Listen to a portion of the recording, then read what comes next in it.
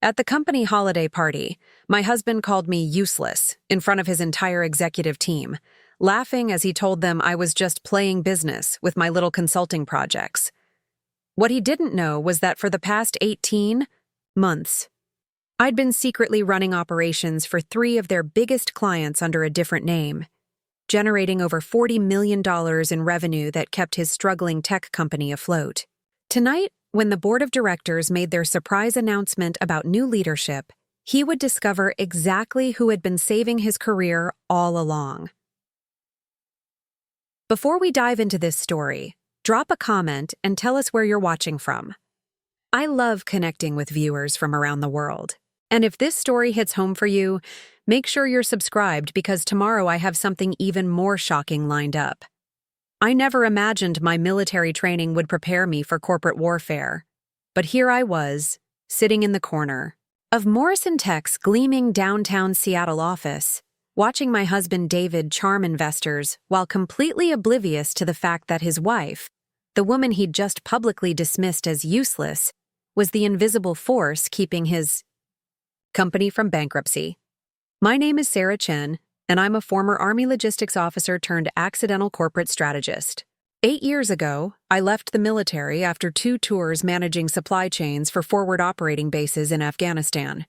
When you're responsible for ensuring 3,000 soldiers have everything from ammunition to medical supplies in the middle of a war zone, you develop certain skills: strategic thinking, crisis management, and the ability to solve impossible problems with limited resources. Skills that apparently don't translate to respect in the civilian business world. I met David at a veterans networking event in 2019. He was there representing Morrison Tech, supposedly recruiting military talent for their cybersecurity division. Tall, confident, with an MBA from Wharton and the kind of easy charm that made investors write checks, David Morrison seemed like everything I wasn't looking for, but somehow needed. He listened intently as I described my military experience, asked thoughtful questions about logistics management, and seemed genuinely impressed by my strategic thinking. "You have an incredible analytical mind," he told me over dinner that first night. "The way you break down complex operational challenges is exactly what the business world needs more of." I fell for him hard and fast. After years of military rigidity and male-dominated environments where my competence was never questioned, David felt like a breath of fresh air, a successful businessman who saw my value and wanted to build something together. Morrison Tech was David's second startup attempt. His first, a social media analytics platform, had crashed spectacularly in 2018, burning through $2 million in seed funding with nothing to show for it. But David was resilient, charming, and had convinced a new group of investors to fund his pivot into cybersecurity consulting for mid-sized businesses. When we married 6 months later, I was swept up in the excitement of his entrepreneurial vision. David painted pictures of us as a power couple, him handling business development and investor relations, me potentially joining the company once it was more established. "Your military background would be perfect for our government contracting division," he said. "Once we get the commercial side stabilized, we'll build something amazing together." But that invitation never came. Instead, as Morrison Tech struggled to gain traction, David became increasingly protective of his business image. The charming man who had once praised my strategic mind began subtly suggesting that my military experience might not translate well to the dynamic world of tech startups.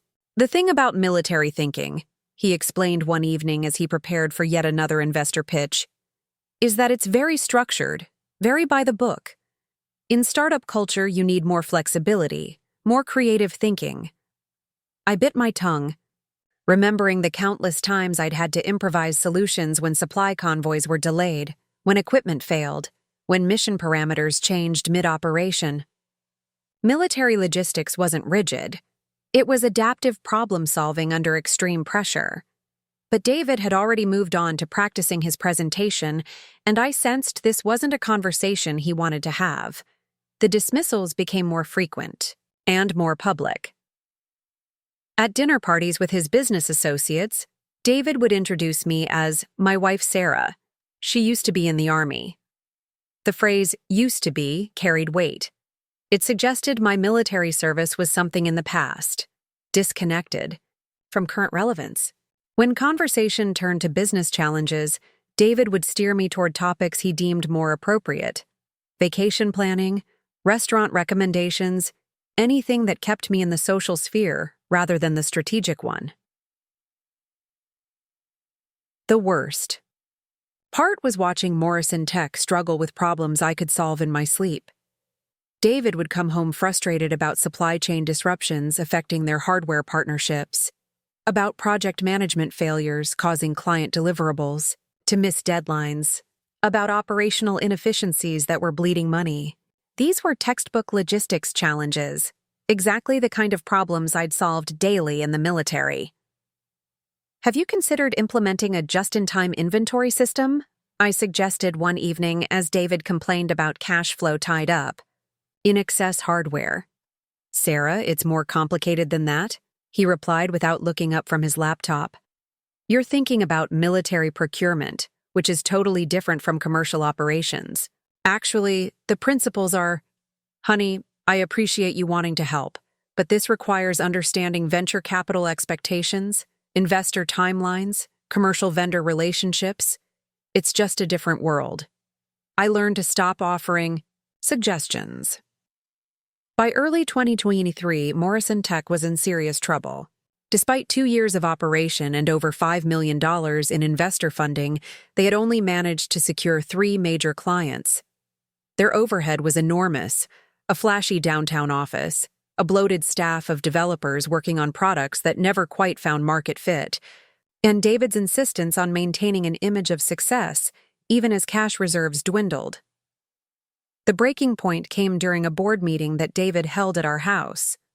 I was relegated to playing hostess, serving coffee, arranging catered lunch, smiling pleasantly while staying out of substantive conversations. But I couldn't help overhearing the increasingly tense discussions happening in our dining room. "Revenue is down 40% from projections," said Margaret Walsh, Morrison Tech's lead, investor and board chair. "Client retention is abysmal. We're burning through runway faster than we're generating income." "It's a temporary market correction," David insisted. "Q4 numbers will turn things around once our new security platform launches." "David, we've been hearing about this platform for 8 months, interjected board member James Chen. "Meanwhile, our 3 major clients are expressing concerns about service delivery. Pacific Northwest Insurance is threatening to terminate their contract unless we can stabilize their network monitoring system." I nearly dropped the coffee pot. Pacific Northwest Insurance's network monitoring challenges were straightforward. They needed redundant systems with automated failover protocols and real-time threat assessment. Any decent cybersecurity firm should have been able to handle that contract. "What specific issues are they having?" David asked, and I could hear the stress in his voice. "Constant false positives, system lag during peak usage, and their compliance. Team is questioning whether our monitoring meets federal regulatory standards for financial data," Margaret replied. "Honestly, David, it sounds like fundamental operational problems." As I cleared plates from their lunch, I listened to David fumble through explanations about technical debt, staffing challenges, and market conditions. Everything he described screamed of poor project management and inadequate quality control, problems that had clear, implementable solutions if anyone bothered to approach them systematically. That night, after the board members left and David retreated to his office for damage control calls, I sat at my kitchen table and did something that would change everything. I opened my laptop and began analyzing Morrison Tech's problems from the outside. Using my military training, I approached their challenges like a tactical assessment. What were the mission objectives? Stable cybersecurity services for mid-sized businesses. What were the obstacles? Poor operational efficiency, inadequate quality control, lack of systematic client management. What resources were available? Talented technical staff, solid funding, established client relationships. The solutions were obvious to anyone with operational experience. Morrison Tech needed standardized service delivery protocols, automated quality assurance systems, and structured client communication processes. They needed to treat their business operations like military operations, with clear command structures, measurable objectives, and contingency planning. But David would never accept these recommendations. Coming from me, I'd tried offering business advice before, only to be dismissed as someone who didn't understand commercial operations. If I wanted to help save his company, and honestly, my own financial security since our mortgage depended on Morrison Tech's success, I would need to find another way. That's when I made the decision that would ultimately expose just how useless my husband thought I was. I created a consulting identity, Richardson Strategic Solutions, led by R.S. Richardson, a deliberately ambiguous name that could be read as male or female, with a background in military logistics and business operations consulting. I built a professional website, created case studies based on my military experience adapted for civilian contexts, and developed a portfolio that showcased exactly the kind of systematic problem-solving that Morrison Tech desperately needed. Then, I did something audacious. I submitted an unsolicited proposal to Morrison Tech's board of directors, identifying their operational challenges and offering specific solutions for a monthly consulting fee of $15,000. The response was immediate and enthusiastic. Margaret Walsh called David within 24 hours. "This Richardson person really understands our challenges," I heard David tell her during their phone conversation. "Their operational assessment is spot on, and these implementation recommendations could solve most of our client retention issues." Within a week, Morrison Tech had hired Richardson Strategic Solutions to overhaul their service delivery operations. My husband was thrilled to be working with such an insightful consultant. He had no idea he was paying his own wife to fix the problems she'd been trying to help him solve for free. The irony was delicious and infuriating in equal measure.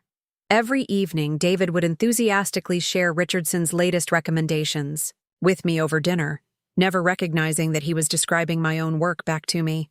"This consultant really gets it," he would say, reviewing implementation plans I had created. "They have this systematic approach that's exactly what we needed. Military background, apparently. They know how to organize complex operations." Would nod and smile, playing the supportive wife while internally screaming at the absurdity of the situation. The same strategic thinking David dismissed when it came from his wife was suddenly brilliant when it came from a paid consultant with the right credentials and professional distance. But the strategy worked. Over the next 6 months, Morrison Tech's operations transformed completely. Client satisfaction scores improved by 60%.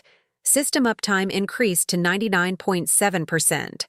The Pacific Northwest insurance contract was not only saved but expanded. 2 new major clients signed on based on referrals from satisfied customers. David was hailed as a visionary leader who had successfully pivoted his struggling startup into a thriving cybersecurity firm. Industry publications featured Morrison Tech as a turnaround success story. Investors were impressed enough to approve a new funding round that valued the company at $50 million. And through it all, Sarah Chen remained the supportive wife in the background, while R.S. Richardson became David's most trusted advisor and the secret architect of Morrison Tech's remarkable recovery. Tonight's holiday party was supposed to be a celebration of that success. Instead, it would become the stage for the most humiliating and revelatory moment of my marriage. The Morrison Tech offices occupied 2 full floors of a gleaming glass tower in downtown Seattle's South Lake Union District, Amazon's sprawling campus visible through floor-to-ceiling windows that David insisted were essential for projecting success to potential clients. The space screamed startup ambition, exposed brick walls, standing desks, a game room with vintage arcade machines, and a fully stocked bar that saw more use during late-night crisis management sessions than actual celebrations. Tonight, the office had been transformed for the annual holiday party. Elegant catering stations replaced the usual ping-pong tables, soft jazz played through the sound system, and string lights cast a warm glow over what was normally a sterile workspace. The guest list included all 47 Morrison Tech employees, key clients, board members, and a carefully curated selection of Seattle tech industry leaders who David hoped to impress with his company's remarkable turnaround. I stood near the windows overlooking Elliott Bay, nursing a glass of wine and observing the carefully choreographed networking dance happening around me. In my navy dress and pearl earrings, conservative enough to avoid drawing attention, elegant enough to fit the occasion, I looked like exactly what I was supposed to be: the successful CEO's supportive wife, present but peripheral to the real business of the evening. The transformation of Morrison Tech over the past 18 months had been remarkable, even from my insider's perspective. When I'd first submitted Richardson Strategic Solutions proposal, the company had been hemorrhaging money with a client retention rate of just 43%. Tonight, they were celebrating their most profitable quarter ever, with a client base that had tripled and industry recognition as one of the Pacific Northwest's fastest-growing cybersecurity firms. Every success story being shared tonight traced back to implementations I had designed as R.S. Richardson, the new client onboarding system that reduced setup time by 75%, mine. The standardized incident response protocols that had prevented 3 potential security breaches, mine. The comprehensive compliance framework that had allowed Morrison Tech to bid on federal contracts, mine. Yet as I watched David hold court near the bar, describing his strategic vision to a group of admiring tech executives, I remained invisible. The military wife who had retired from her career to support her husband's entrepreneurial dreams. "Sarah, there you are!" Margaret Walsh approached with her characteristic direct smile, champagne flute in hand. As Morrison Tech's lead investor and board chair, Margaret commanded respect in Seattle's venture capital community. A former Microsoft executive turned angel investor, she had the rare combination of technical expertise and business acumen that made entrepreneurs either love or fear her. "Margaret, wonderful to see you," I replied, grateful for any conversation that didn't revolve around small talk about vacation plans or restaurant recommendations. "You must be so proud of David," she continued, her eyes scanning the room appreciatively. "This turnaround has been absolutely remarkable. Honestly, 18 months ago we were questioning whether Morrison Tech could survive another quarter." "It's been quite a journey," I agreed carefully. "David's worked incredibly hard." "He has indeed. And that Richardson consultant he brought in? Absolute game changer. I've worked with dozens of business consultants over the years, but Richardson's operational insights are unlike anything I've seen. Military background, I understand?" My heart rate quickened slightly. "I believe so. Yes." Fascinating approach. Everything so systematic, so well planned. David mentioned Richardson served in Afghanistan. Logistics operations, I think. It shows in the work. There's a precision to their recommendations that you just don't see from typical MBA consultants. I took a careful sip of wine, wondering how much Margaret knew about Richardson's identity. As board chair, she had approved all consulting contracts, but the paperwork listed only R.S. Richardson with a business address that led to a mail forwarding service. "The military certainly teaches valuable skills," I offered neutrally. "Absolutely. I've been trying to convince David to bring Richardson on full-time, maybe as a chief operating officer. Someone with that kind of operational expertise could take Morrison Tech to the next level." Margaret paused, studying my expression. "You served too, didn't you? David mentioned you were in the Army?" 8 years logistics officer, I confirmed, surprised that David had shared even that much about my background. Logistics. Margaret's eyes sharpened with interest. "Fascinating field. I imagine you understand operational complexity better than most people in this room." Before I could respond, David's voice cut across the conversation as he approached with two other men in tow. "Margaret, I see you've met my wife Sarah," David said, his arm sliding possessively around my waist. "Sarah, this is Tom Bradley from Pacific Northwest Insurance and James Morrison from Cascade Financial, our two biggest success stories." I recognized both names immediately. Pacific Northwest Insurance had been on the verge of terminating their contract when Richardson Strategic Solutions first assessed their account. The compliance issues they'd been experiencing stemmed from Morrison Tech's failure to implement proper audit trails and automated reporting systems. Problems that had taken me 3 weeks to identify and 6 weeks to solve. Cascade Financial had been even more challenging. Their previous cybersecurity firm had left them with a patchwork of incompatible systems that created more vulnerabilities than they prevented. Richardson's comprehensive security architecture redesign had not only eliminated those vulnerabilities, but positioned them to handle their planned expansion into digital banking services. "Tom was just telling me about his upcoming renewal," David continued enthusiastically. "Apparently, our service quality has improved so dramatically that he's recommending us to other companies in his industry group." Tom Bradley, a heavy-set man in his 50s with graying temples, nodded approvingly. "Night and day difference from 18 months ago. Whatever you did to fix those operational issues, David, it worked. My compliance team actually looks forward to our quarterly reviews now instead of dreading them." "We brought in some outside expertise," David replied modestly. "Sometimes you need fresh eyes on complex problems." "This Richardson consultant, right?" James Morrison interjected. "Tom's been raving about them to everyone who'll listen. Military background, I heard? Makes sense.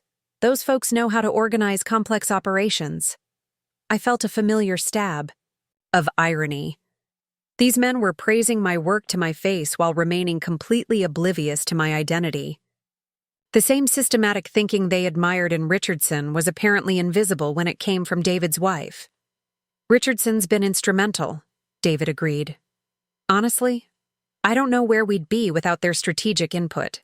They have this ability to see operational inefficiencies that weren't obvious to the rest of us." Margaret raised an eyebrow. "Speaking of Richardson, David, any progress on my suggestion about bringing them on full-time? Someone with that expertise should be part of your core team." David's expression tightened almost imperceptibly. "We're exploring options. Richardson's pretty selective about long-term commitments." I knew exactly why David was hesitant about Richardson joining Morrison Tech permanently. As an external consultant, Richardson's success enhanced David's reputation as a leader who made smart strategic decisions. As an internal hire, Richardson might overshadow David's role as the visionary CEO who had orchestrated the company's turnaround. "Well, don't wait too long," Tom Bradley advised. "Talent like that doesn't stay available forever. Other companies are going to notice Richardson's track record." The conversation continued for several more minutes, with David skillfully steering. Credit toward his own leadership while acknowledging Richardson's valuable input. I smiled and nodded at appropriate intervals, playing my expected role as the supportive spouse who was interested but not knowledgeable about technical business matters. As the group eventually dispersed, David's behavior became more pronounced. Throughout the evening, I watched him interact with employees, clients, and industry contacts, and a clear pattern emerged. With technical staff, he was the accessible leader who trusted his team's expertise. With clients, he was the strategic thinker who had personally guided Morrison Tech's transformation. With investors and industry peers, he was the visionary entrepreneur who had successfully pivoted a struggling startup into a market leader. But with me, he was something different entirely. "Sarah, could you check on the catering situation?" He asked during a brief lull in networking. "I think we're running low on appetizers near the main bar." It was a small request, seemingly reasonable, but it reinforced my role as someone responsible for social logistics rather than business strategy. Throughout the evening, similar requests followed. Could I introduce Mrs. Chen to some other spouses? Could I make sure the elderly board member had somewhere comfortable to sit? Could I handle the gift presentation to the retiring office manager? None of these tasks were inappropriate or unreasonable. In another context, they might have been simple acts of hospitality. But combined with David's careful steering of me away from substantive business conversations, they created a clear boundary between my social role and the real work happening at this celebration. The most telling moment came when I overheard David talking to a group of younger employees near the game room. Someone had asked about his early entrepreneurial journey and the lessons he'd learned from Morrison Tech's near failure and subsequent recovery. The biggest lesson, David said, gesturing with his whiskey glass, is knowing when to ask for help. Pride can kill a startup faster than market conditions. When we were struggling, I could have kept trying to solve everything internally, but I was smart enough to bring in Richardson's expertise. "How did you find Richardson?" asked Jenny Parks, one of the software developers I'd worked with extensively during the security platform overhaul. "Good question. They actually reached out to us with an unsolicited proposal that was so insightful, so dead on about our operational challenges, that I knew immediately we needed to work with them." David's voice carried genuine enthusiasm. "Richardson saw problems we didn't even know we had and presented solutions that seemed obvious once they explained them."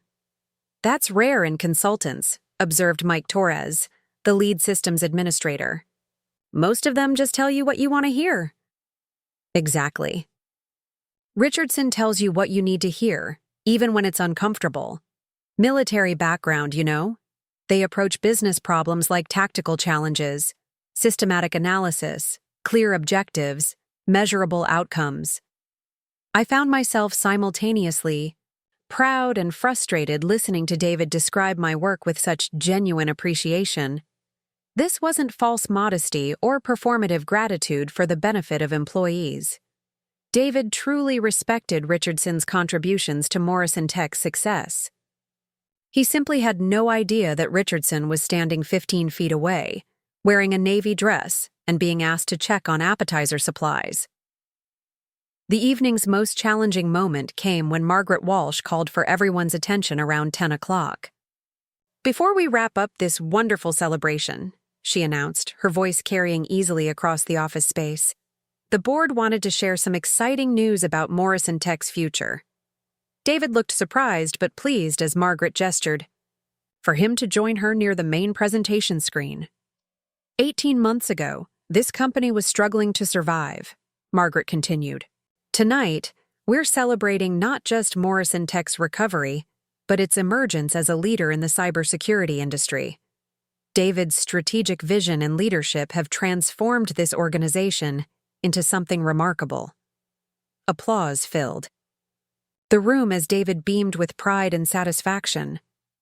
"But," Margaret added, and something in her tone made me pay closer attention, "the board has been discussing how to ensure Morrison Tech's continued growth and evolution. Success at this level requires operational excellence that goes beyond any single individual, no matter how talented." David's smile flickered slightly, as if he sensed unexpected territory ahead. "Which brings me to tonight's real announcement," Margaret said, her eyes scanning the room until they found me near the windows. "Sarah Chen, would you please join us up here?" The room fell silent. Every head turned toward me, confusion evident on faces throughout the office. David's expression shifted from surprise to alarm as I walked slowly toward the front of the room, my heart pounding with anticipation and terror. Margaret smiled warmly as I approached. "Ladies and gentlemen, I'd like you to meet Morrison Tech's new Chief Executive Officer." The silence that followed Margaret's announcement was deafening. I stood frozen near the presentation screen, every eye in the room fixed on me with expressions ranging from confusion to shock to barely concealed skepticism.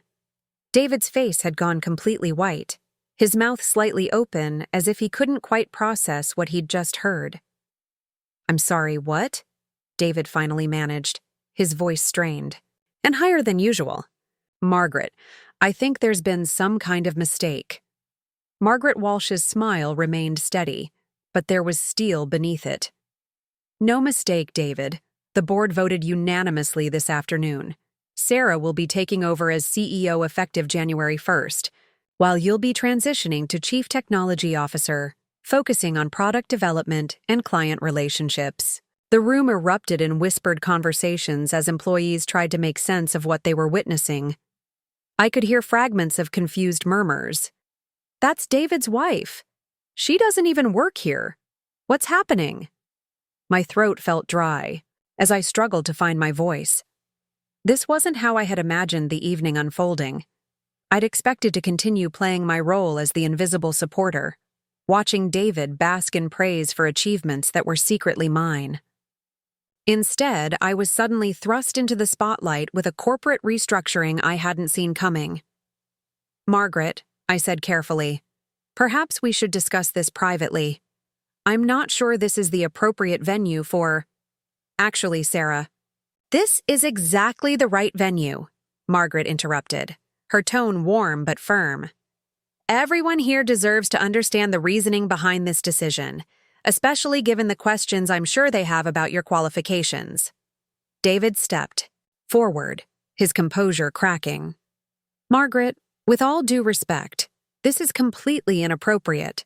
Sarah has no background in tech leadership, no experience running a company of this size.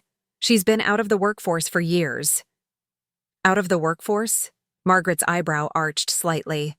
"That's interesting, David, because Richardson Strategic Solutions has been very much in the workforce, generating exceptional results for Morrison Tech and several other clients." The confusion in the room deepened.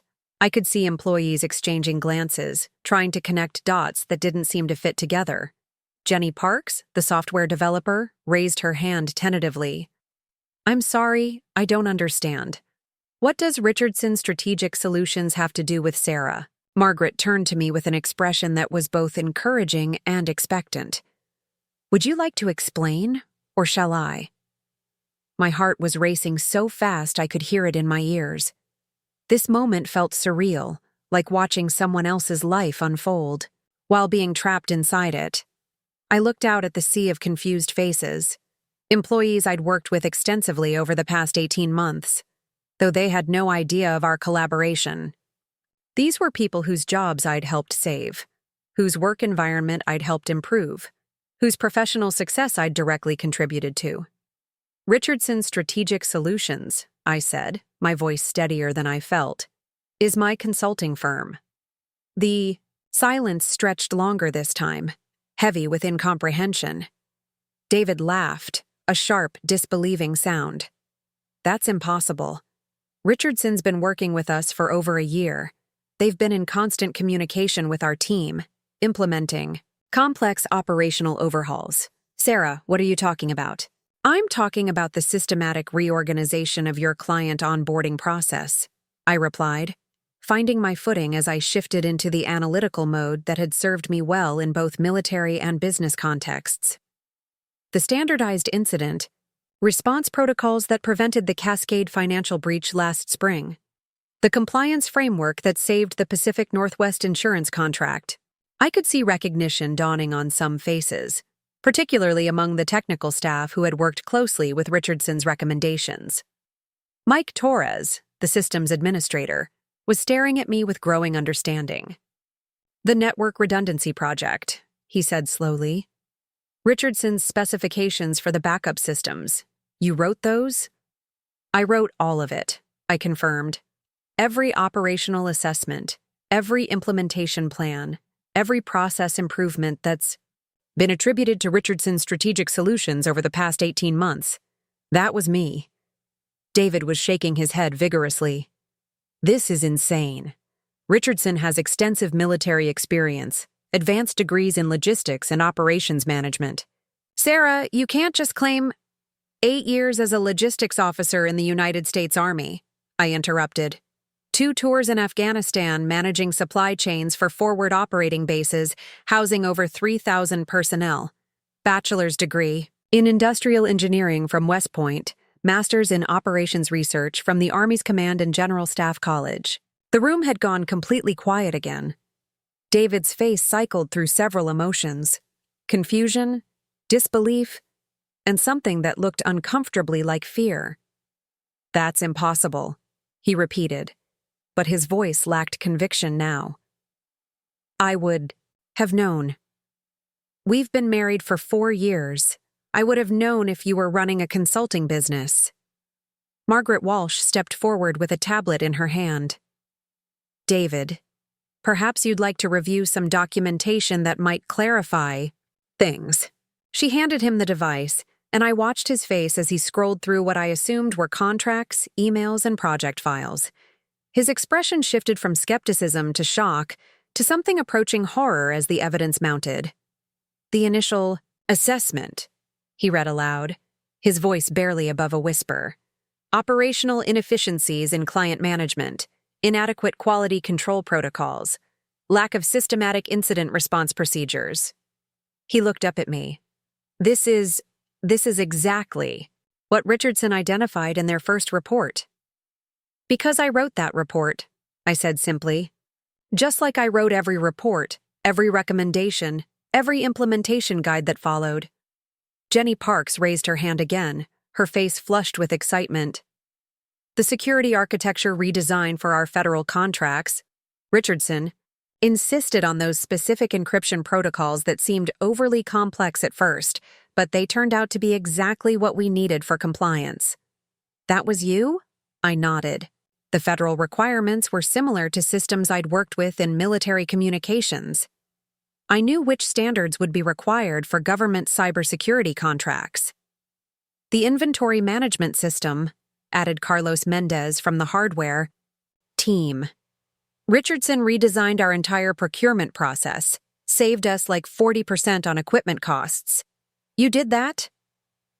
"Just-in-time inventory management with vendor diversification and automated reordering triggers," I confirmed. "Standard military logistics, adapted for commercial hardware procurement." The energy in the room was shifting palpably. Where there had been confusion and skepticism, I could see growing understanding and, in some cases, genuine excitement. These were technical professionals who had worked with Richardson's plans and recommendations for months. They knew the quality of the work, had seen the results firsthand. But David was struggling with a different kind of realization.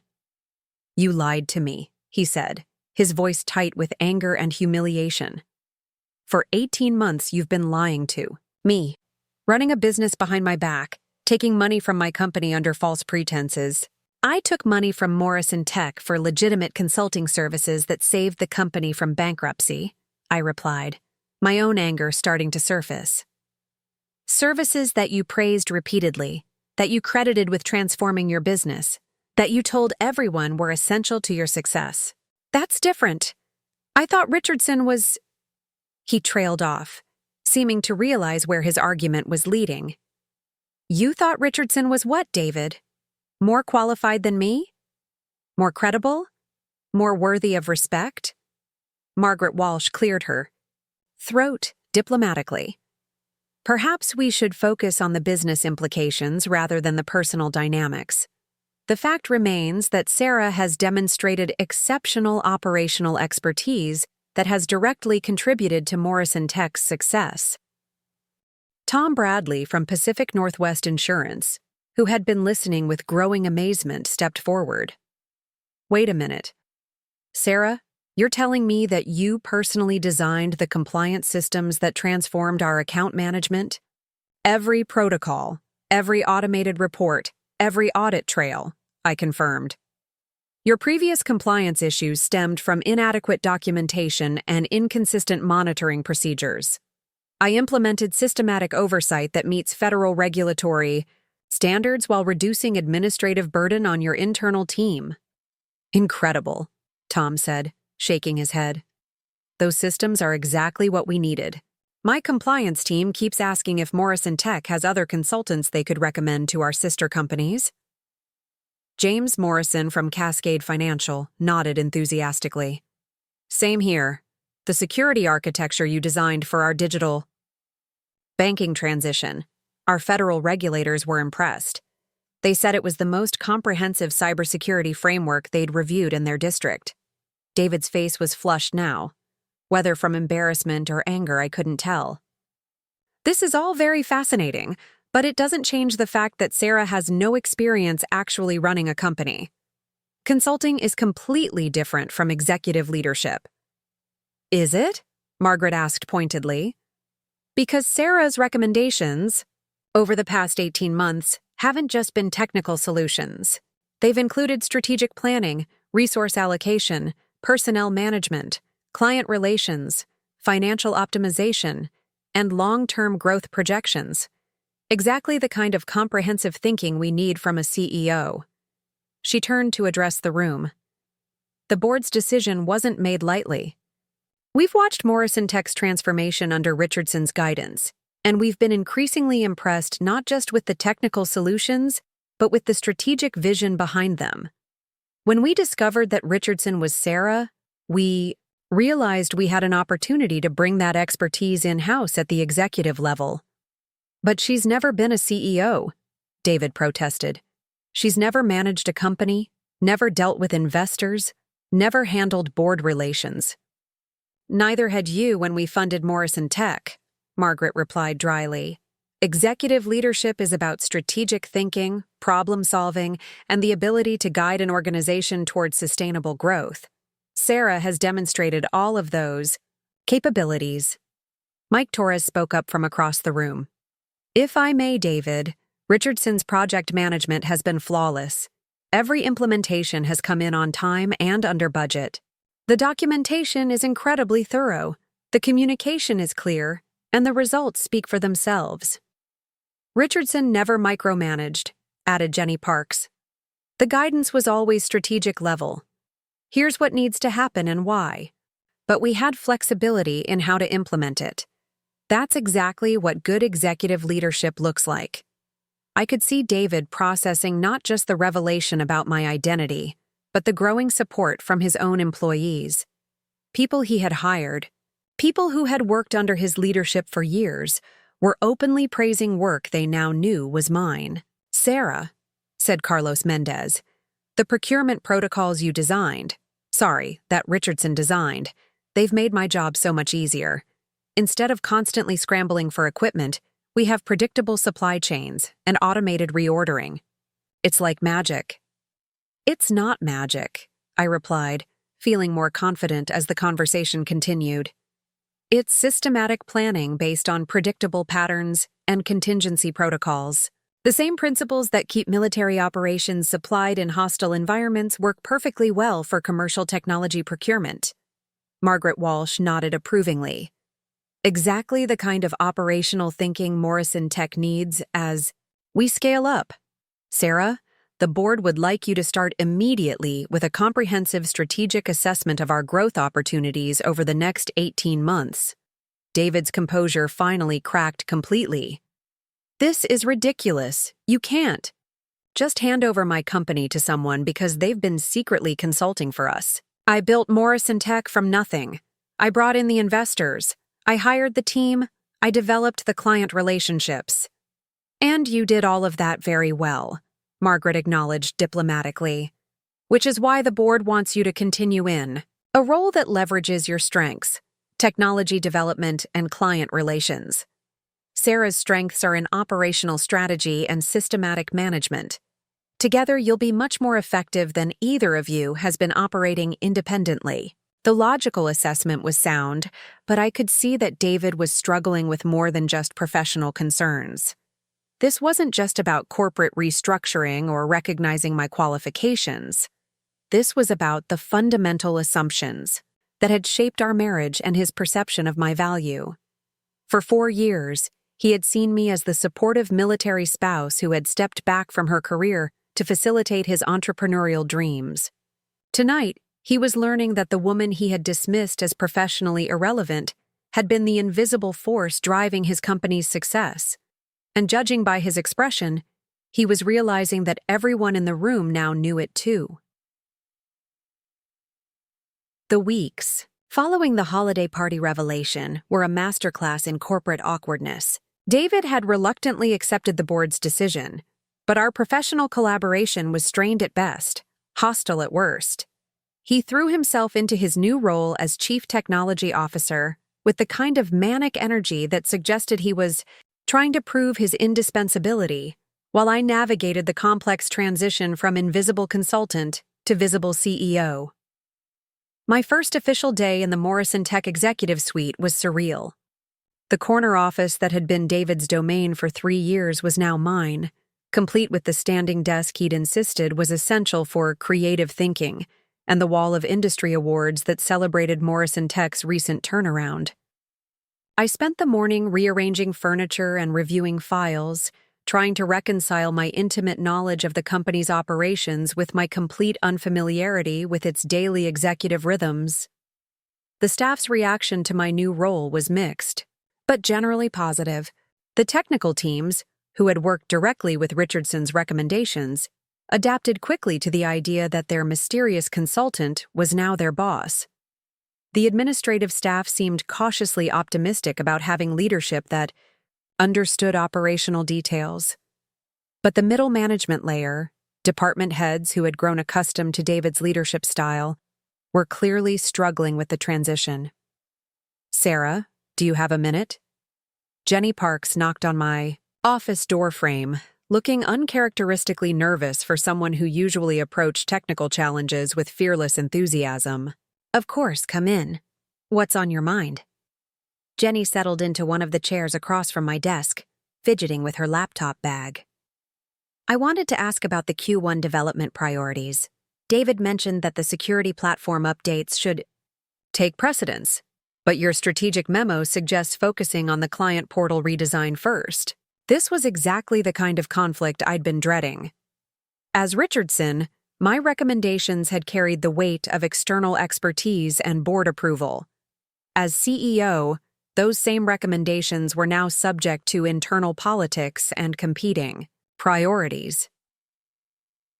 "What's your assessment of the technical requirements for each project?" I asked, falling back on the collaborative approach that had worked well in my consulting role. "Honestly, the client portal redesign is more complex but probably higher impact. Our current interface is clunky, and I've heard complaints from multiple clients about the user experience. The security platform updates are important for compliance, but they're mainly back-end improvements that clients won't notice directly." Jenny's analysis aligned perfectly with my strategic assessment, but I could see her discomfort at potentially contradicting David's priorities. The chain of command had become unclear, with employees uncertain about whose authority took precedence. "Your technical judgment is sound," I said carefully. "The client portal redesign will have more immediate impact on customer satisfaction and retention. Let's prioritize that, but I'll coordinate with David to make sure the security updates stay on track for the compliance deadlines." Jenny visibly relaxed. "That makes sense. Also, can I just say, it's really cool that Richardson turned out to be you. Those infrastructure recommendations last year saved us so much time and frustration." Similar conversations played out throughout my first weeks as CEO. Employees who had respected Richardson's expertise were generally enthusiastic about having that expertise integrated into daily leadership, but they were also navigating the strange reality that their former consultant was now their boss, and also happened to be the previous CEO's wife. The board meeting at the end of January provided my first real test as Morrison Tech's official leader. Margaret Walsh had scheduled a comprehensive review of Q4 performance and Q1 projections, and I knew this would be my opportunity to demonstrate that the board's confidence in my abilities was justified. Revenue for Q4 exceeded projections by 18%, I reported, clicking through slides that detailed our financial performance. Client retention is at 94%, up from 43% 2 years ago. Our average contract value has increased by 62%, and we've expanded into 3 new market segments. The numbers were impressive, and I could see satisfaction on the board members' faces. But I also knew that metrics alone wouldn't be enough to establish my credibility as a leader, rather than just an effective consultant. More importantly, I continued. We've identified significant growth opportunities that align with our operational strengths. Federal contracting represents a $40 billion market, where our security expertise and compliance capabilities give us substantial competitive advantages. Board member James Chen leaned forward with interest. Federal contracting is notoriously difficult to break into.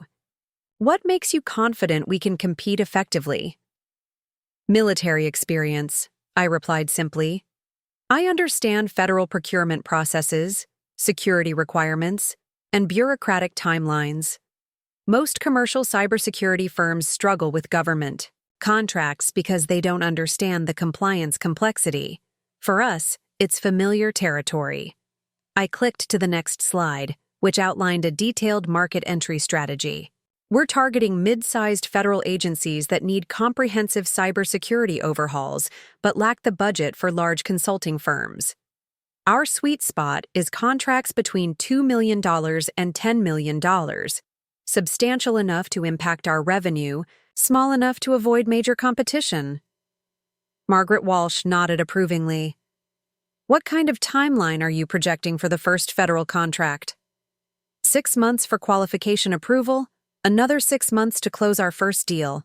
Conservative estimate for year 1 federal revenue is $8 million, scaling to $25 million by year 3.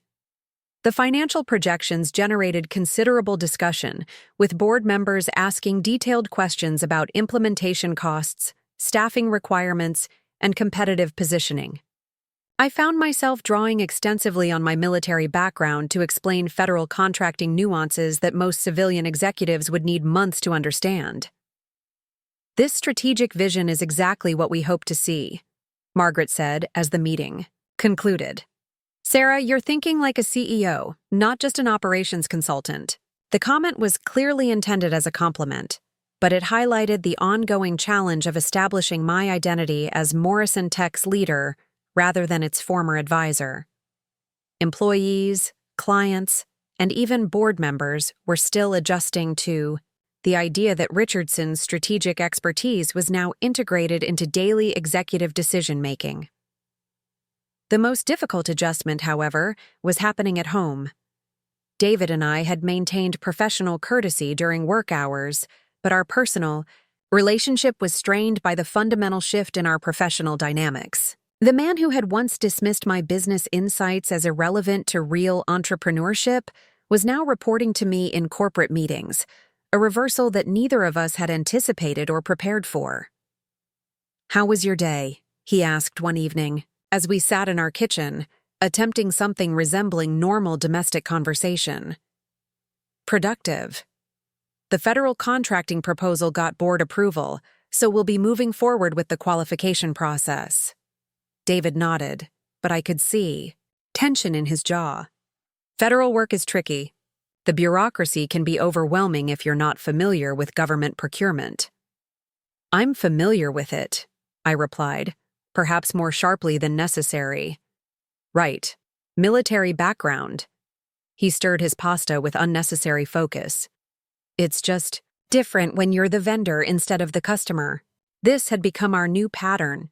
Conversations where David offered advice or warnings about business challenges, seemingly forgetting that I had been solving those same challenges for 18 months as Richardson. The dynamic felt like a continuation of his previous dismissiveness, just wrapped in more polite language. "David, I've been managing federal procurement relationships for years. As Richardson, I helped 3 different clients navigate government contracts successfully. I know. It's just—" He set down his fork and looked at me directly. "This is all very strange, Sarah.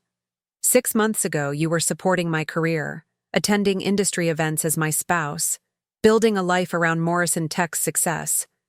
Now you're running the company I created." The pain in his voice was genuine, and I felt a stab of sympathy despite my frustration. This transition was difficult for both of us, but David was experiencing it as a fundamental loss of identity and status. "The company you created is successful because of work I contributed," I replied gently. "I was always building Morrison Tech's success, David. You just didn't know it." "But that's the problem, isn't it? I didn't know. My own wife was running a consulting business that I relied on, making strategic decisions that affected my company, and I had no idea. How am I supposed to feel about that? It was the most honest conversation we'd had since the holiday party, and I appreciated his willingness to express his feelings directly rather than through passive-aggressive comments about my qualifications. I.e., understand that it feels like deception, I said carefully. But I tried offering my insights directly for months. You consistently dismissed my ideas as irrelevant to commercial operations. So you decided to prove me wrong by creating a fake consulting company?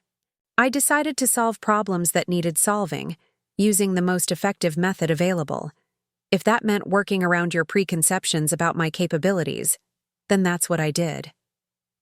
David was quiet for a long moment, processing this explanation. The thing is, Sarah, Richardson's work really was exceptional. If I had known it was you, I should have. You should have listened to me when I offered the same insights as your wife, I finished. Yes. And I'm sorry that I didn't. But I also need you to understand how disorienting this is. I've spent 4 years thinking I knew who I was married to, what our professional relationship looked like, how our careers fit together. All of that was apparently wrong.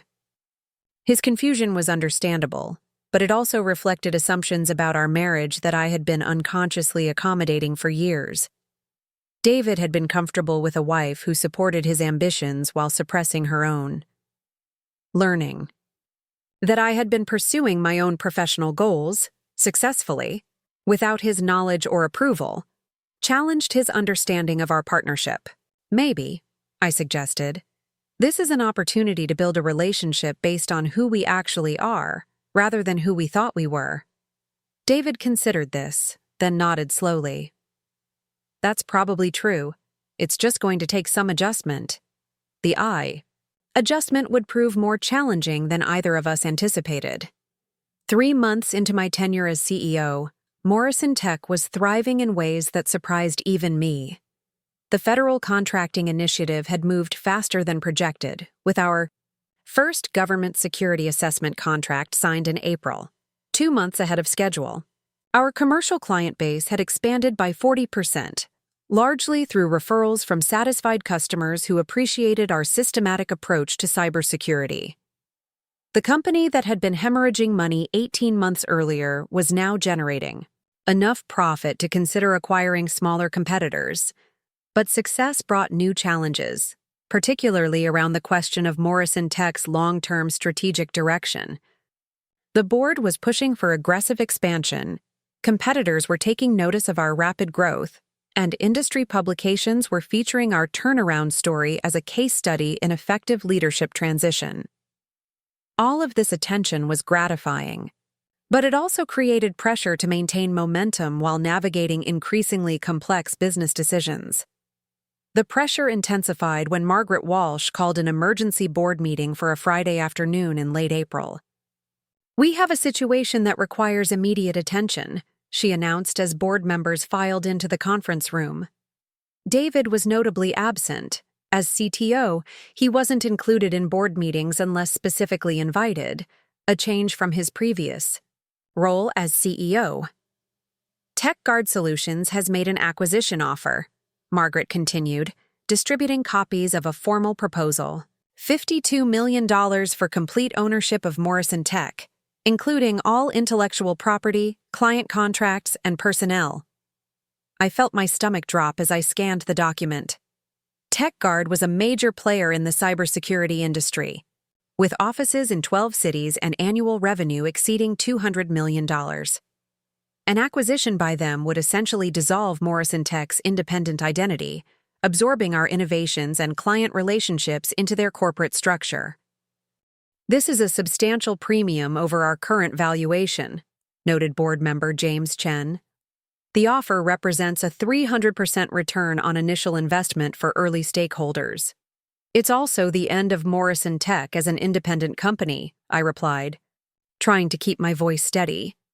TechGuard's acquisition pattern is to integrate smaller firms into their operational framework, not to maintain them as separate entities. Margaret nodded grimly. That's our concern as well. However, the financial terms are compelling enough that we have a fiduciary obligation to consider the offer seriously. The next hour was devoted to financial analysis and strategic discussion about TechGuard's proposal. Their due diligence had been thorough. They clearly understood Morrison Tech's value proposition, operational capabilities, and growth potential. The acquisition wasn't hostile, but it represented exactly the kind of corporate consolidation that eliminated innovative smaller companies in favor of economies of scale. "What's their timeline for a decision?" I asked. 30 days for initial response, Margaret replied. 60 days for final due diligence if we agree to proceed, and if we decline. They've indicated this is their best and final offer.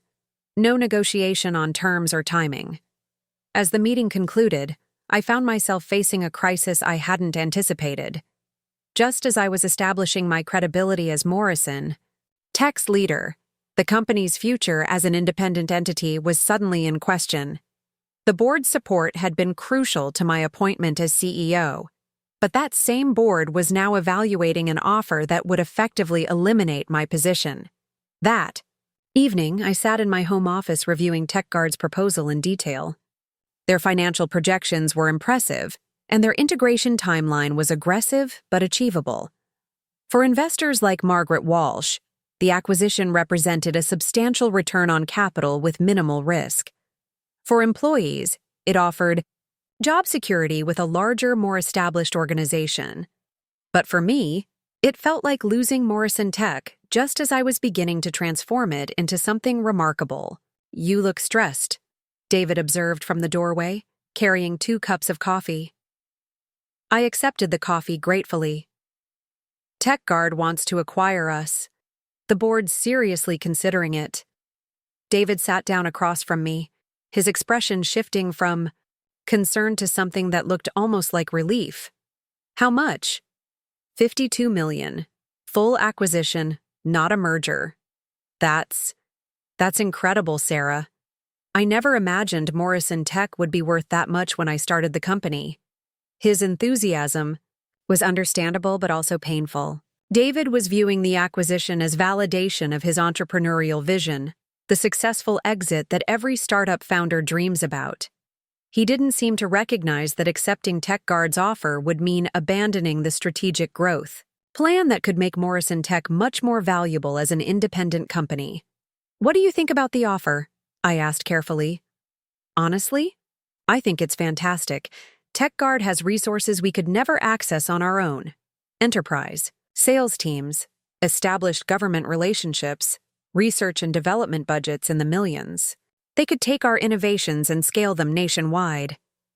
They could also dismantle everything we've built and absorb our best people into their existing structure." David shrugged. "That's business, though. Companies get acquired all the time. The successful ones provide good returns for investors and opportunities for employees." I studied my husband's face, trying to understand his perspective.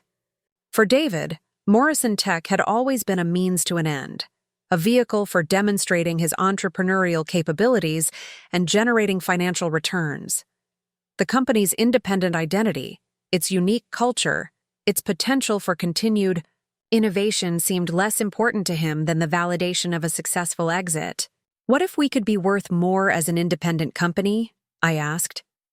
"The federal contracting pipeline alone could generate $25 million annually within 3 years. Our commercial growth trajectory suggests we could reach $100 million valuation independently." "Could is the key word," David replied. "TechGuard's offer is guaranteed money, Sarah. $52 million, no risk, no uncertainty. Why would we gamble on hypothetical future growth when we could cash out now?" The conversation revealed a fundamental difference in our approaches to business strategy. David's risk tolerance had been shaped by his previous startup failure and the stress of nearly losing Morrison Tech entirely. He viewed TechGuard's acquisition as a secure resolution to years of uncertainty. My military background had taught me to think differently about risk and opportunity. In combat situations, the safest immediate option wasn't always the best strategic choice. Sometimes achieving long-term objectives required accepting short-term risks that seemed dangerous, but were actually manageable with proper planning and execution. "I need to think about this more carefully," I said finally. "Sarah, there's something else we should discuss." David's tone shifted, becoming more serious. "If the board accepts TechGuard's offer, it would solve some of the awkwardness we've been dealing with." "What do you mean?" "The CEO transition, our professional relationship, the strain it's put on our marriage. If Morrison Tech gets acquired, we could both start fresh somewhere else. No more working together, no more complications about who reports to whom." I felt a chill of realization. David wasn't just enthusiastic about the financial benefits of TechGuard's acquisition. He was viewing it as an escape from the professional dynamic that had developed between us. Rather than adapting to my role as CEO, he was hoping the acquisition would reset our relationship to something more familiar. "You want to accept the offer because it would eliminate my position as your boss," I said quietly. David had the grace to look uncomfortable. "That's not the only reason, but yes, it would simplify things between us. We could go back to being husband and wife without all the corporate hierarchy complications." "Except we can't go back, David. I'm not the same person who supported your career without pursuing my own ambitions. Whether Morrison Tech gets acquired or not, I'm going to continue being a business leader." "I understand that. I'm just saying the acquisition would give us a clean slate to figure out what that looks like." The conversation continued for another hour, but we were clearly approaching the situation from incompatible perspectives. David wanted resolution and simplicity. I wanted growth and independence. Neither position was inherently wrong, but they were mutually exclusive in the context of TechGuard's acquisition offer. Over the weekend, I found myself reviewing not just the financial implications of the acquisition, but the broader question of what I wanted Morrison Tech to become. As Richardson, I had focused on solving operational problems and optimizing performance. As CEO, I was discovering that I had much more ambitious goals for the company's future.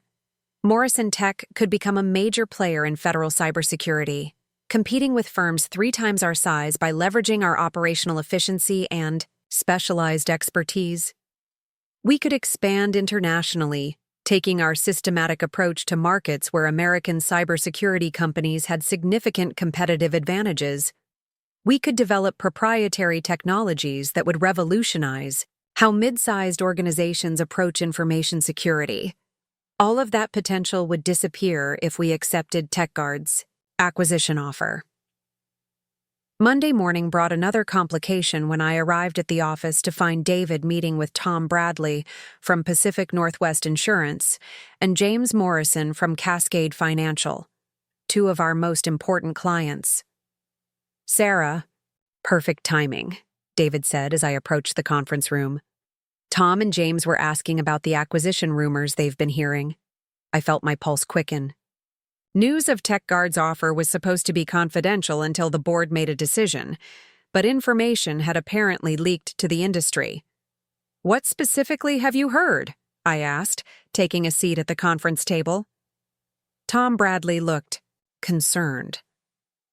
"Our IT director got a call from someone at TechGuard asking about our satisfaction with Morrison Tech services. When he mentioned it to me, I started wondering if there were changes coming that might affect our contract. TechGuard's been very aggressive about acquiring smaller cybersecurity firms," added James Morrison, "usually followed by service consolidation and personnel changes. We've been extremely happy with Morrison Tech's approach, and frankly, we're worried about what acquisition might mean for the quality of service we've been receiving." This was exactly the kind of client concern that could destabilize our business regardless of whether we accepted TechGuard's offer.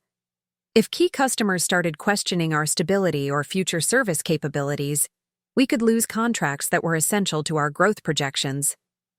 "I can assure you that any decisions about Morrison Tech's future will prioritize maintaining the service quality and client relationships we've built," I said carefully.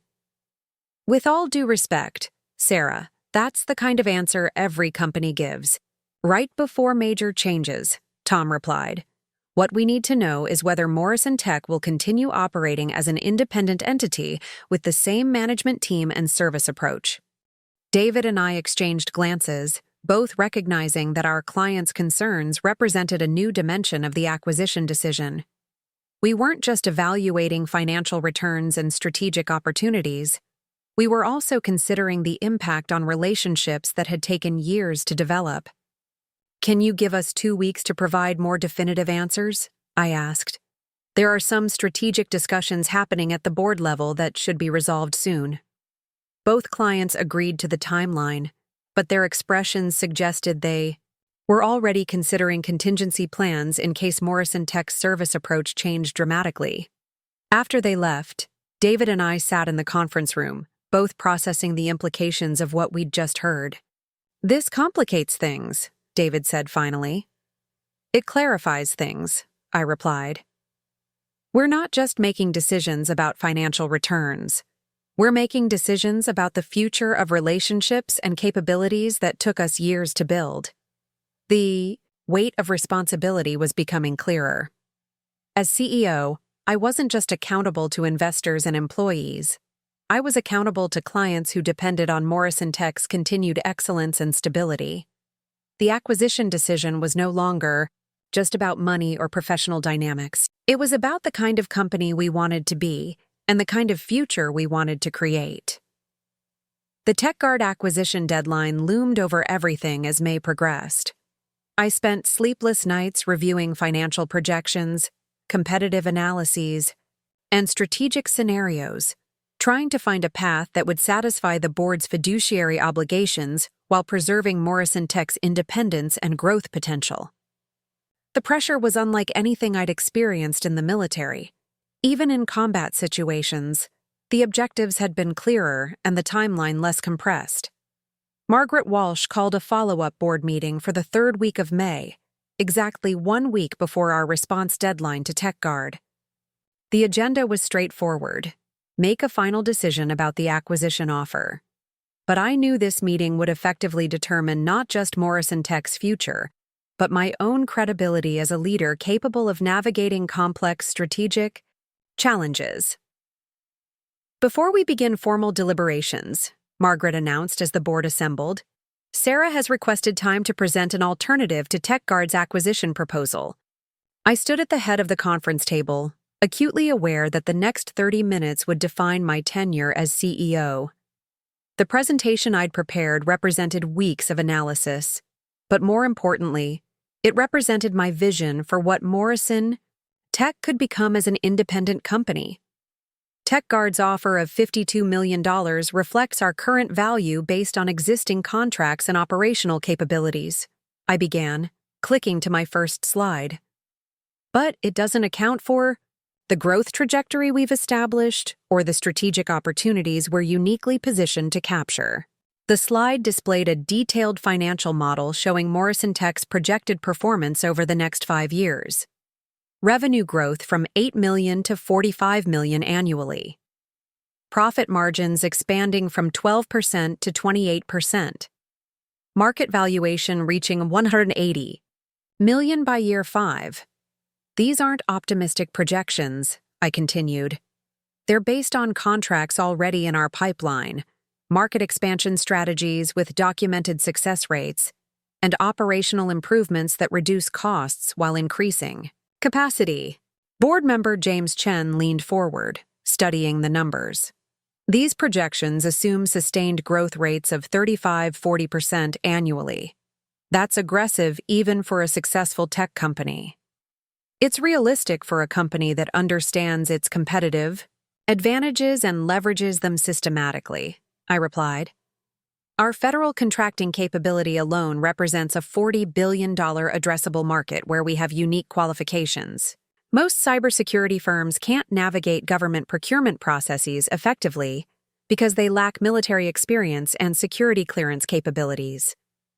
I clicked to the next slide, which outlined our federal contracting pipeline in detail. "We currently have $12 million in federal proposals under review, with award notifications expected over the next 6 months. Our win rate on government contracts is 73%, compared to an industry average of 31%. Margaret Walsh raised an eyebrow. That's an impressive differential. What accounts for our success rate? Understanding the client, I said simply. Military. Procurement officers think systematically about security requirements, compliance protocols, and operational reliability. Our proposals speak their language because I understand their priorities and constraints. The federal contracting discussion consumed 15 minutes, with board members asking detailed questions about contract timelines, security clearance requirements, and competitive positioning. I found myself drawing extensively on my military experience to explain nuances that civilian executives would struggle to understand. The federal market is compelling, acknowledged board member Patricia Kim, but it's also notoriously slow and bureaucratic. What about commercial growth opportunities? I clicked to a slide showing our commercial expansion strategy. We're targeting mid-sized financial services firms and healthcare organizations that need comprehensive cybersecurity but lack internal expertise.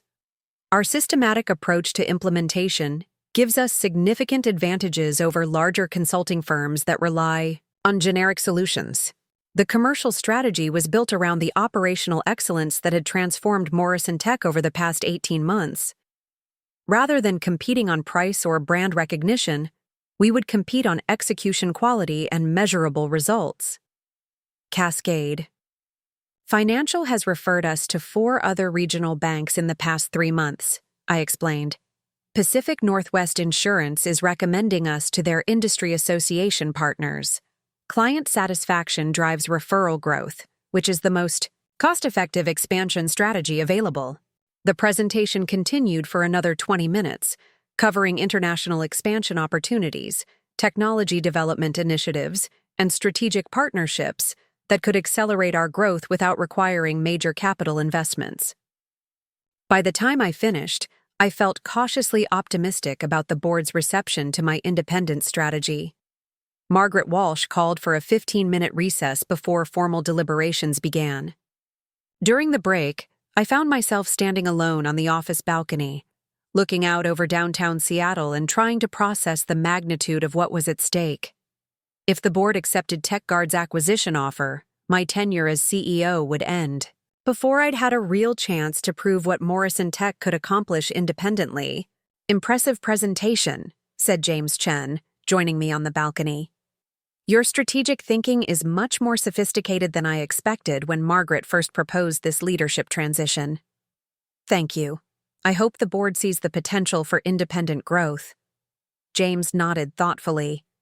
The financial projections are compelling, assuming we can execute at the level you've outlined. But execution risk is significant when you're projecting 300% growth over 5 years. Execution risk is manageable when you have systematic processes and clear operational protocols, I replied. The same principles that made Richardson's consulting successful apply to Morrison Tech's growth strategy. That's exactly what concerns some board members, James said carefully. Richardson's success was based on solving specific operational problems for existing businesses.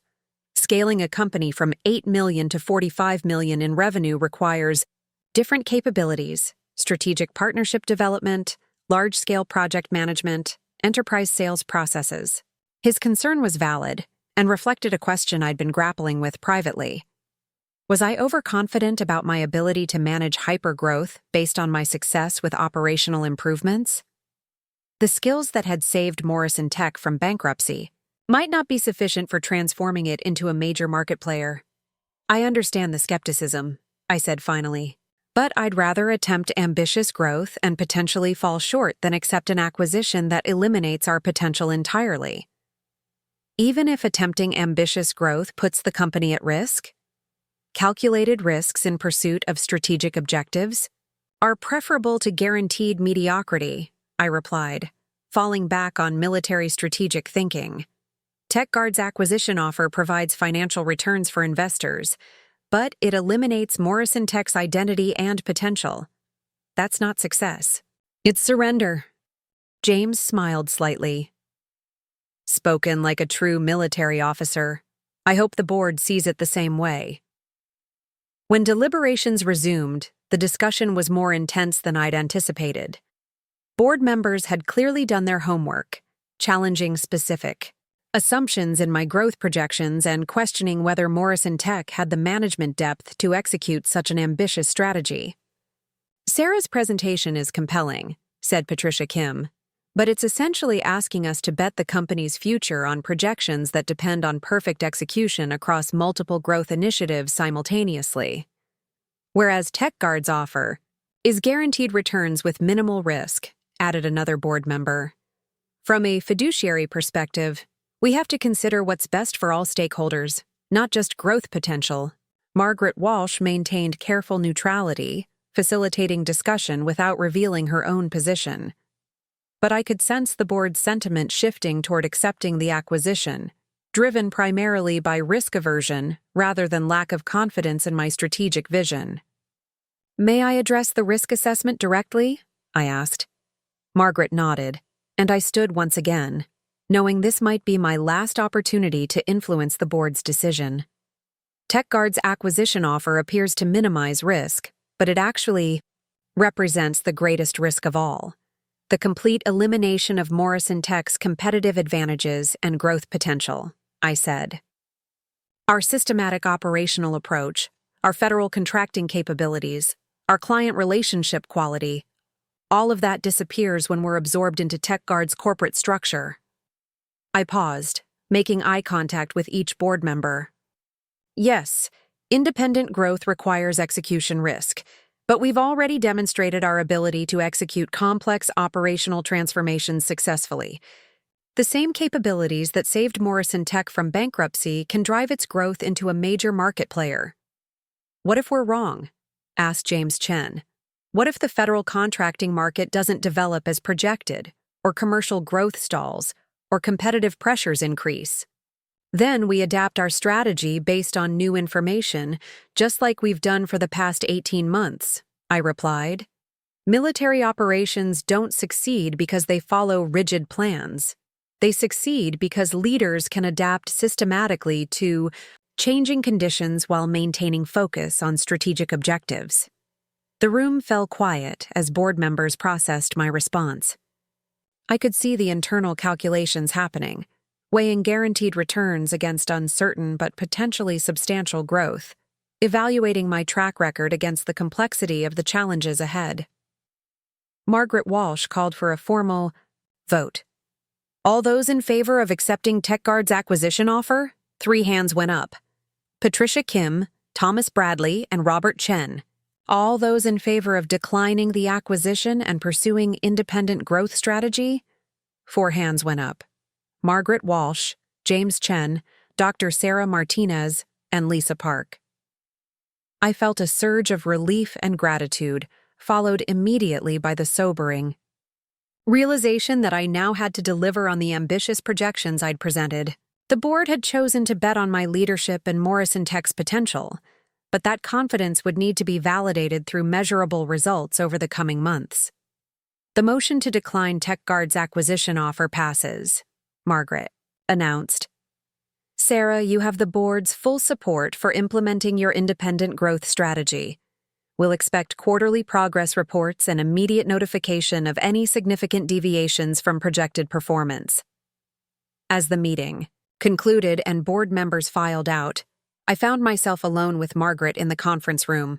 "Congratulations," she said simply.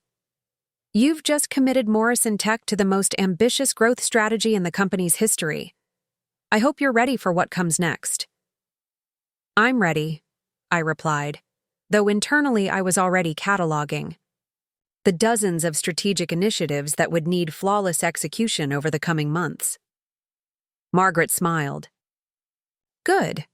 Because TechGuard won't be the last acquisition offer we receive.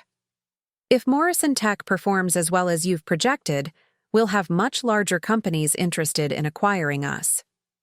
Your job is to make sure that when those offers come, we're in a position to negotiate from strength rather than desperation." The weight of responsibility was heavier than anything I'd carried in the military, but also more exciting. Morrison Tech's future was now entirely dependent on my ability to transform strategic vision into operational reality. And for the first time since taking over as CEO, I felt genuinely confident that I could deliver. The immediate aftermath of declining TechGuard's acquisition offer created a whirlwind of activity that tested every leadership skill I'd developed in the military and beyond. Within 48 hours of our board decision, news of the rejected offer leaked to industry publications, generating speculation about Morrison Tech's strategic direction and my capabilities as CEO. The headlines ranged from supportive, Morrison, Tech bets on independence, to skeptical, startup CEO rejects $52 million payday, to openly dismissive, military wife thinks she knows better than market forces.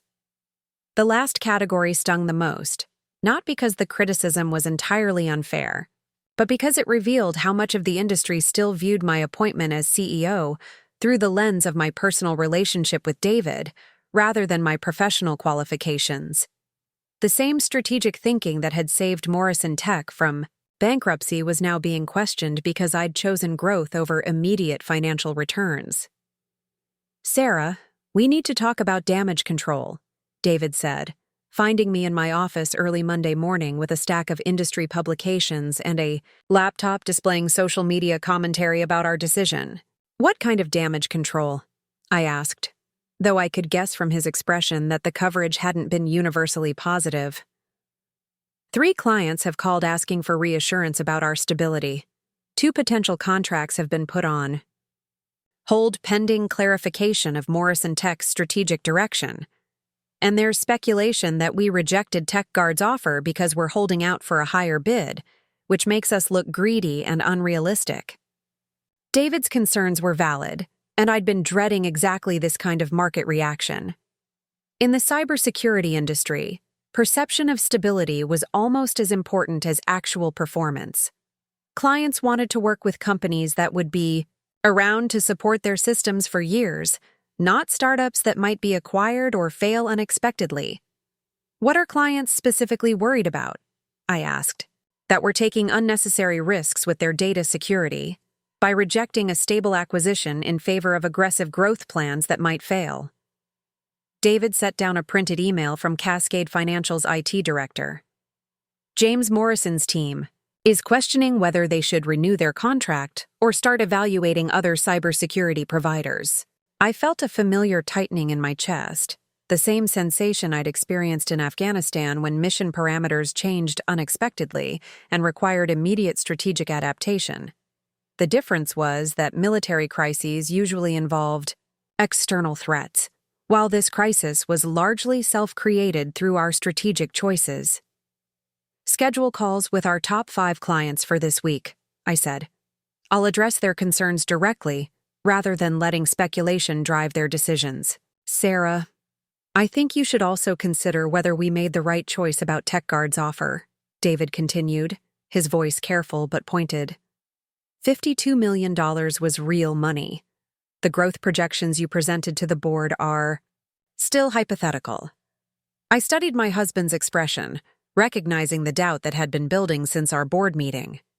David had been supportive of my CEO appointment, but his enthusiasm had clearly been tempered by my decision to reject what he viewed as a guaranteed financial success. "Do you think I made the wrong decision?" I asked directly. David hesitated, which was answer enough. "I think you made a bold decision that could work out well or could put everything we've built at risk. From my perspective, TechGuard's offer eliminated uncertainty in exchange for substantial returns. Your growth strategy increases uncertainty in hopes of even larger returns." "That's a fair assessment," I acknowledged. "But uncertainty isn't the same as risk if you have systematic processes for managing it." "Military thinking again," David said, not unkindly. "But this isn't a military operation, Sarah. Business success isn't just about systematic processes and strategic planning.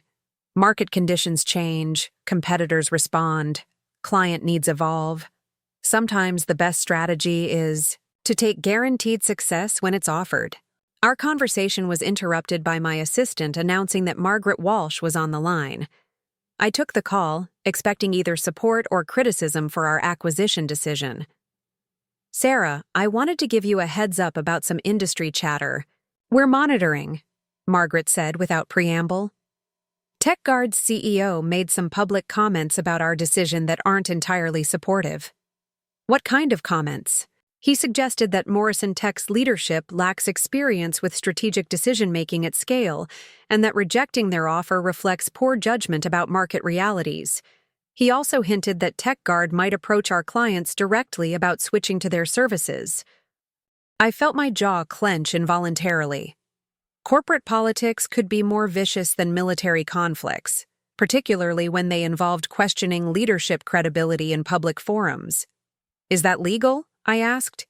It's aggressive, but not illegal. Client poaching is common in the cybersecurity industry, especially when companies are perceived as vulnerable or unstable. The situation was escalating beyond simple market skepticism into active competitive pressure. TechGuard's CEO was apparently taking our rejection personally and using his industry influence to undermine our position. What do you recommend? I asked. Prove him wrong as quickly and visibly as possible. We need wins that demonstrate your strategic judgment was correct. New contracts, successful implementations, measurable growth that validates your independence. Strategy. Margaret's advice was sound, but daunting. I had perhaps 6 months to prove that Morrison Tech's potential justified rejecting a $52 million acquisition offer. That timeline required flawless execution across multiple growth initiatives simultaneously.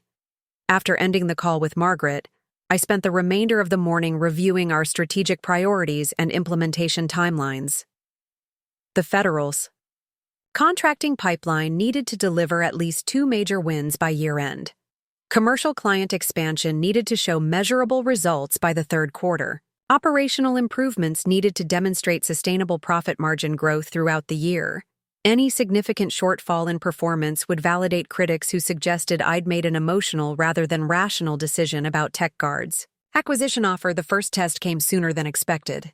Wednesday afternoon brought news that one of our federal contract proposals, a $4.2 million cybersecurity assessment for the Department of Veterans Affairs, had been selected for final review. This was exactly the kind of government work that justified my confidence about Morrison Tech's federal contracting capabilities. Sarah, this is incredible, said Mike Torres, our systems administrator who had been coordinating the proposal submission. The VA specifically mentioned our systematic approach to compliance documentation and our understanding of military operational requirements. What's the timeline for final award notification? I asked. 60 days maximum, probably closer to 30. If we win this contract, it establishes us as a qualified federal contractor for Department of Defense work, which opens up even bigger opportunities. The VA contract represented more than just revenue. It would validate my strategic vision in the most visible way possible. Military cybersecurity work was exactly where Morrison Tech's unique capabilities provided sustainable competitive advantages. Who else is competing for this contract? I asked. 3 other firms, including TechGuard, Mike replied, and I felt a chill of realization. TechGuard wasn't just attempting to poach our existing clients, they were directly competing for the contracts that represented our future growth strategy. The VA cybersecurity assessment would become a proxy battle for whether Morrison Tech's independence was viable or whether we should have accepted acquisition. What differentiates our proposal from TechGuard's? I asked. Honestly? Experience. With military systems and understanding of VA operational requirements. TechGuard has more resources and a larger project team, but their proposal treats this like a generic cybersecurity assessment rather than a specialized military environment. This was exactly the kind of competitive scenario where Morrison Tech's systematic approach should provide decisive advantages. I understood VA operational challenges because I'd worked with military medical systems during my service. Our proposal addressed specific compliance requirements that civilian contractors often overlooked. Mike, I want you to personally review every aspect of our proposal submission: documentation, technical specifications, timeline projections, personnel qualifications. This contract could determine Morrison Tech's trajectory for the next 2 years. Over the following weeks, I found myself managing multiple crises simultaneously while maintaining focus on long-term strategic objectives. Client retention required constant attention as industry speculation continued about Morrison Tech's stability. Federal contracting demanded detailed coordination with government procurement officers who evaluated proposals according to rigid criteria. Commercial expansion needed systematic business development to generate the referral growth I'd projected to the board. The pressure was unlike anything I'd experienced, but it was also clarifying. Every decision had immediate consequences for Morrison Tech's future, which eliminated the luxury of indecision or gradual implementation. Leadership in a crisis required rapid assessment of complex situations and decisive action based on incomplete information. Exactly the skills military training had developed. The breakthrough came in mid-June when the Department of Veterans Affairs announced contract awards for their cybersecurity assessment initiative. Morrison Tech had won the $4.2 million contract, beating TechGuard and 2 other competitors based on what the VA described as superior understanding of military operational requirements and systematic approach to compliance implementation. "Sarah, this is exactly what we needed," Margaret Walsh said during our celebratory phone call. "Industry publications are already covering the story, and the narrative has shifted from questioning your strategic judgment to recognizing Morrison Tech's specialized capabilities." The VA contract win generated immediate positive momentum. 2 additional federal agencies requested proposal submissions for similar cybersecurity assessments. 3 commercial clients who had been evaluating other providers decided to expand their contracts with Morrison Tech instead. Industry analysts revised their assessments of our competitive position, acknowledging that our federal contracting success created sustainable differentiation from larger competitors.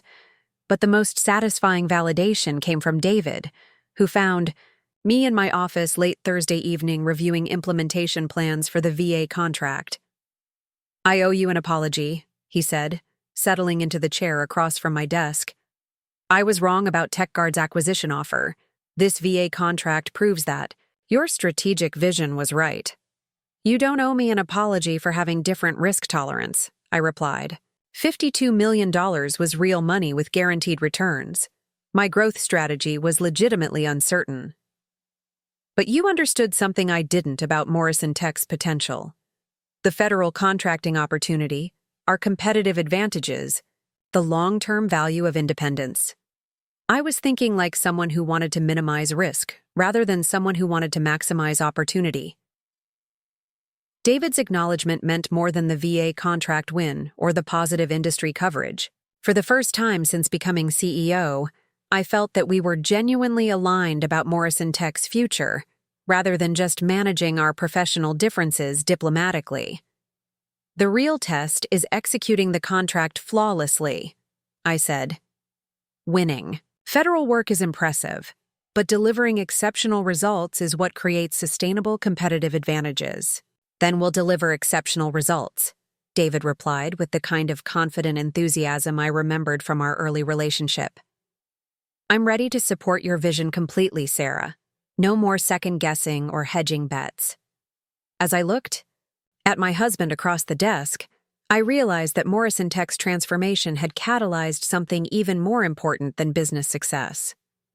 We had finally found a way to be true partners, professionally and personally, based on mutual respect for each other's capabilities, rather than comfortable assumptions about traditional roles. The company that had nearly failed under conventional leadership was now positioned for remarkable growth under a strategic approach that leveraged our unique strengths systematically. And the marriage that had been strained by hidden resentments and unacknowledged capabilities was stronger than ever before. The Department of Veterans Affairs contract became the catalyst that transformed Morrison Tech from a struggling startup into a recognized leader in military cybersecurity. Over the following 18 months, our systematic approach to federal contracting delivered results that exceeded even my most optimistic projections. By December 2024, we had secured $18 million in government contracts, expanded our commercial client base to include Fortune 500 companies, and grown our workforce from 47 to 127 employees.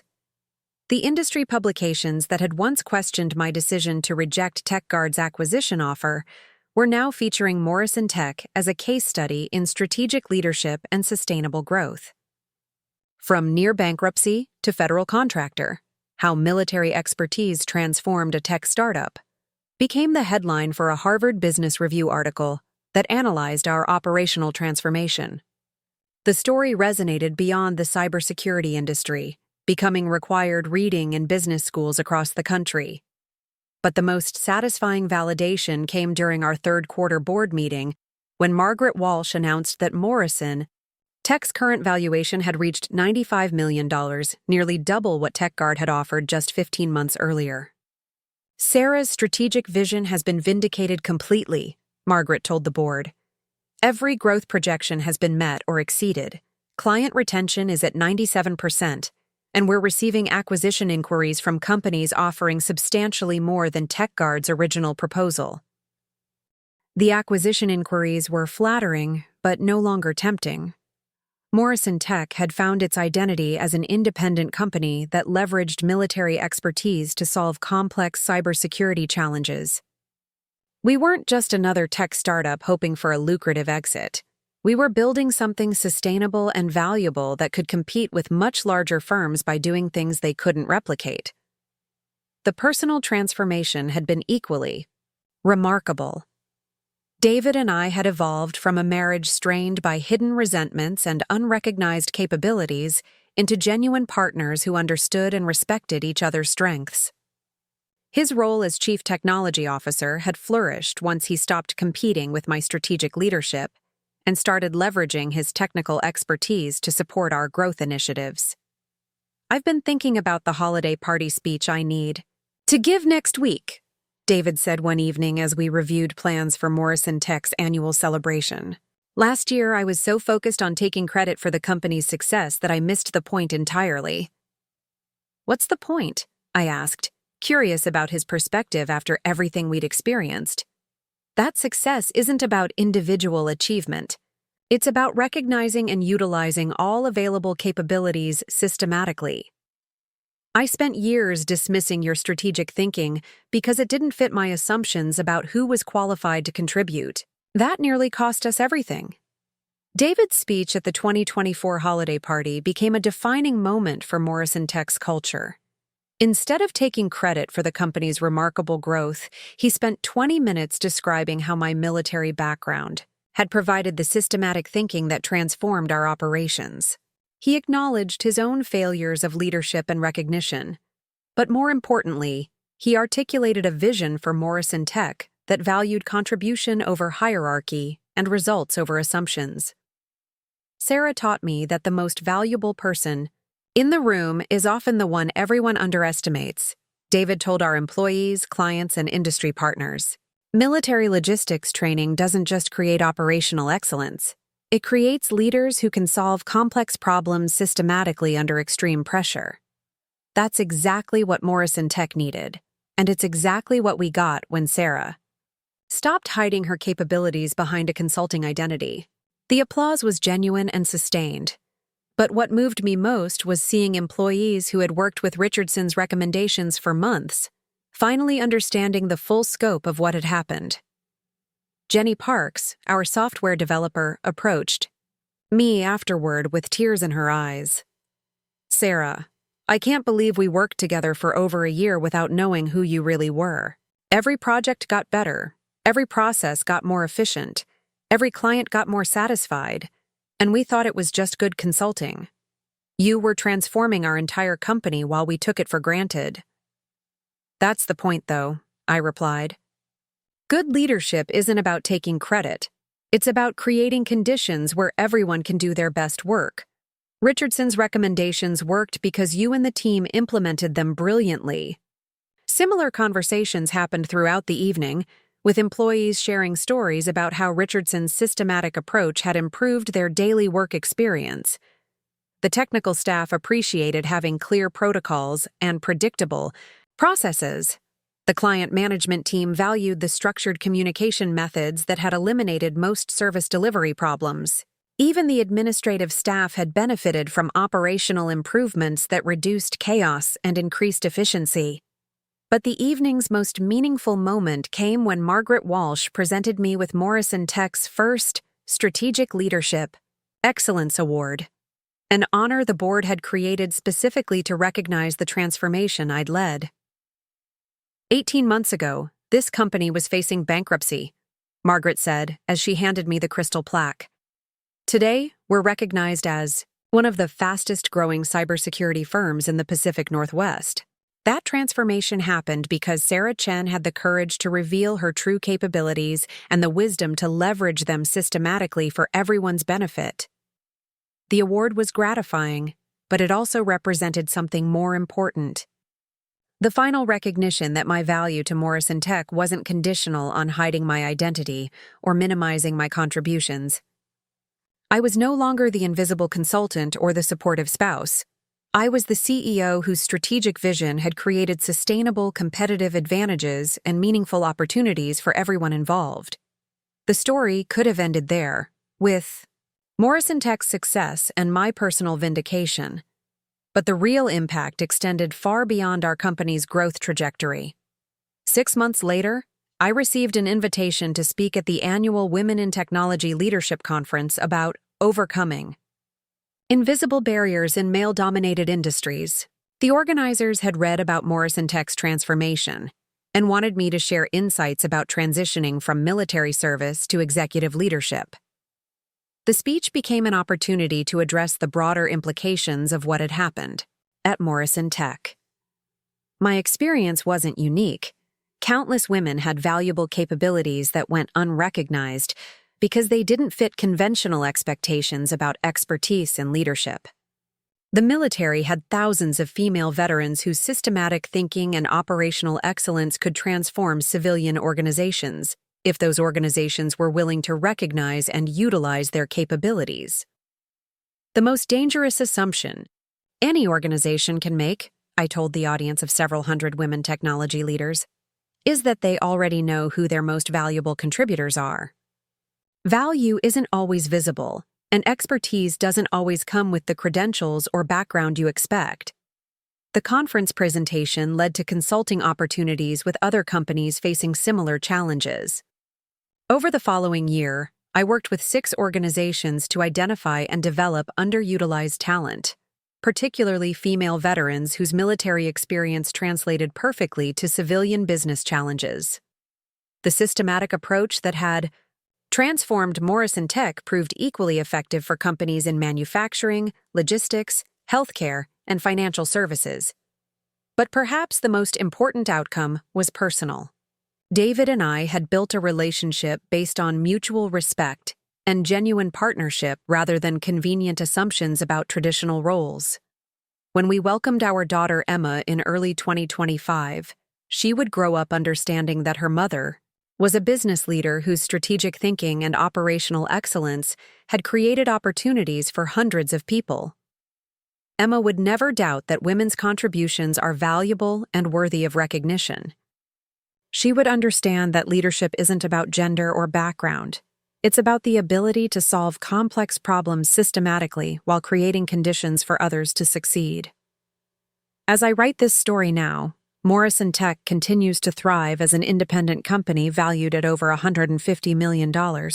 We've expanded internationally, developed proprietary technologies that revolutionized small business cybersecurity, and established ourselves as the preferred federal contractor for military cybersecurity assessments. The company that David founded and I saved has become something neither of us could have imagined when we first met at that veterans networking event. But the real transformation wasn't business success or financial returns. It was discovering that the most valuable contributions often come from the most unexpected sources, and that recognizing hidden capabilities can transform not just companies, but families, communities, and entire industries. Sometimes the person everyone underestimates is exactly the leader everyone needs. Sometimes the woman called useless at her husband's office party is the strategic mind that saves the entire company. And sometimes the greatest strength emerges from moments when others dismiss you most completely. The worth that was once hidden has become the foundation for everything we've built since. And that transformation continues every day, in every decision, in every opportunity to recognize and develop capabilities that others might overlook. Because the most powerful revelation isn't proving your critics wrong, it's creating a world where no one's value remains invisible and everyone's contributions are recognized for what they truly are. If this story resonated with you, I'd love for you to subscribe to my channel. Every week, I share new stories about people who refused to be underestimated, who found their voice when others tried to silence them, and who transformed their lives by revealing their true capabilities. Your support means everything to me, and tomorrow's story is going to absolutely shock you. Trust me, you won't want to miss it. Hit that subscribe button and join our community of people who believe that everyone's worth deserves to be recognized and celebrated.